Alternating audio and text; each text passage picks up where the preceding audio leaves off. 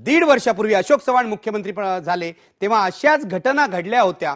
आज याच अशोक चव्हाणांना पाय उतार व्हावं लागलं। मुंबई हल्ल्यानंतर विलासराव देशमुखांना खुर्ची सोडावी लागली होती आणि त्या जागी तरुण अशोक चव्हाणांना संधी मिळाली होती। त्यानंतर चव्हाण यांच्या नेतृत्वाखाली झालेल्या निवडणुकीत काँग्रेसला भरघोस यश मिळालं। चव्हाणांची खुर्ची पक्की झाली, पण त्याला ग्रहण लागलं ते भ्रष्टाचाराचं आणि आदर्शनं त्यावर कडी केली। चव्हाणांना आपलं पद आज सकाळी सोडावं लागलं। बघूया त्यांची कारकीर्द। अशोक चव्हाण 2 वर्षांपूर्वी होते महाराष्ट्रातल्या काँग्रेसचा तरुण चेहरा। माजी मुख्यमंत्री शंकरराव चव्हाण यांचे ते पुत्र, वडील आणि मुलगा दोघेही मुख्यमंत्री बनण्याचा विक्रम चव्हाण घराण्याच्या नावावर जातो। पक्षाचा हा निर्णय आहे आणि पक्षाचा निर्णय शिरोधार्य मानून माझी भूमिका मी स्वीकारलेली आहे, त्याप्रमाणे माझा राजीनामा दिला। अनेक वेळा चढ उतार समोर येतात, अनेक वेळा यश अपयश येतं, त्याच्यामुळे मी अजिबात मला चिंता कुठल्या गोष्टीची नाहीये। मी पक्षाचं काम करत राहीन आणि पक्षाचा कार्यकर्ता म्हणून माझी पुढची वाटचाल निश्चित राहील। आता परिस्थिती बदलली आहे। आदर्श सोसायटी घोटाळा उघडकीला आल्यानंतर पक्षाला कलंक लावल्याप्रकरणी त्यांना महाराष्ट्राच्या मुख्यमंत्री पदाचा राजीनामा देणं भाग पडलंय। मुंबई हल्ल्यानंतर विलासराव देशमुख यांचं मुख्यमंत्रीपद गेलं आणि त्यांच्या जागी आले अशोक चव्हाण।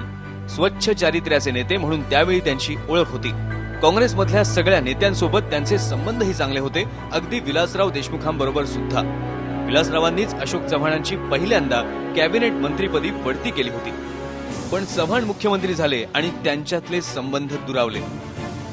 आदर्श घोटाळ्यानंतर त्यात आणखीनच भर पडली। अंतिमतः फाईल मुख्यमंत्र्याकडे येते, कारण ही जमीन मुंबईतली आहे। इतर ठिकाणच्या फाईली मुख्यमंत्र्यापर्यंत येत नाहीत, कारण ते रेव्हेन्यू डिपार्टमेंटला तो अधिकार आहे।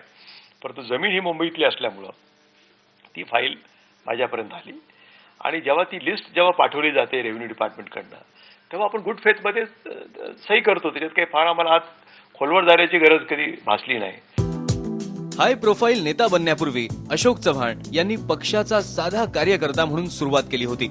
पहिल्यांदा मुख्यमंत्री झाल्यानंतरही निवडणुकीनंतर त्यांची खुर्ची कायम राहील का याबद्दल शंकाच होती, पण त्यांच्या नेतृत्वाखाली 2009च्या निवडणुकीत काँग्रेसनं उत्तम कामगिरी केली आणि त्यांच्याबद्दलच्या शंका दूर झाल्या। पण मुख्यमंत्री म्हणून त्यांच्या दुसऱ्या टर्मला 1 वर्ष पूर्ण होत असतानाच आदर्श घोटाळा उघडकीला आला आणि अशोकरावांची खुर्ची गेली। घोटाळ्याचा ठपका बसलेल्या मुख्यमंत्र्याला पुन्हा संधी द्यायची नाही अशी काँग्रेसची परंपरा आहे आणि म्हणूनच पुढच्या राजकीय प्रवासात अशोकरावांसाठी नेमकी हीच गोष्ट अडचणीची ठरणार आहे। Bureau report, IBN Lokmat. एक घोटाळा एक खुर्ची, महाराष्ट्रातल्या अनेक मुख्यमंत्र्यांची खुर्ची भ्रष्टाचाराच्या आरोपामुळे गेली आहे। त्यातच अशोक चव्हाण सुद्धा सामील झाले।